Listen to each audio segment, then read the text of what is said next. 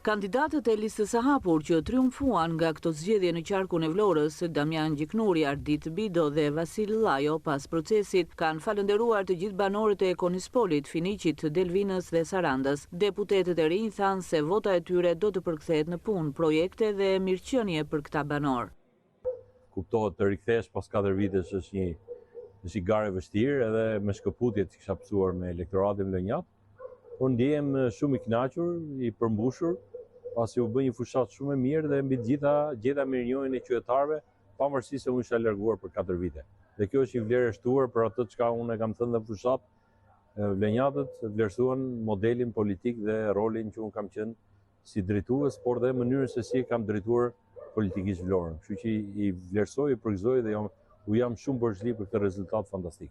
I parashikoj që diasporat, vlenjatët e diasporës të bëjnë atë që bën dhe vlenjatët e Shqipërisë, pasi një pjesë e tyre janë dëshmitarë të ndryshimeve të Vlorës dhe janë të lidhur me familjarët e Vlorës. Kështu që në këtë drejtim mendoj që do kem dhe mbështetjen e qytetarëve të diasporës, mbi gjitha dhe si një votë mirënjohje për atë që bëra të mundur me punën time në Komisionin e Reformës Zgjedhore, që mundsova votën e diasporës për herë të parë në Shqipëri.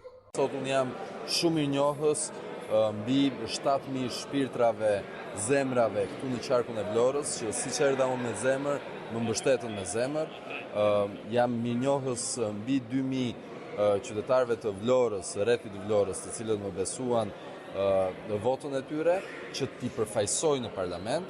Jam mirënjohës shumicës së banorëve të Sarandës, të Delvinës dhe të Konispolit, 3 bashkitë cilat kisha mbulimi politik bashkë me bashkëgaruesit e mi dhe që më besuan shumicën e votave për të përfaqësuar këto 3 bashki në Kuvendin e Shqiptarëve dhe të gjithë të tjerëve të cilët më dhanë këtë mbështetje. Ishte një fushat e veçantë për arsye se listat e hapura krijuan atë antagonizëm midis kandidatëve dhe si e tillë duhet që secili nga ne të shpaloste vlerat e veta.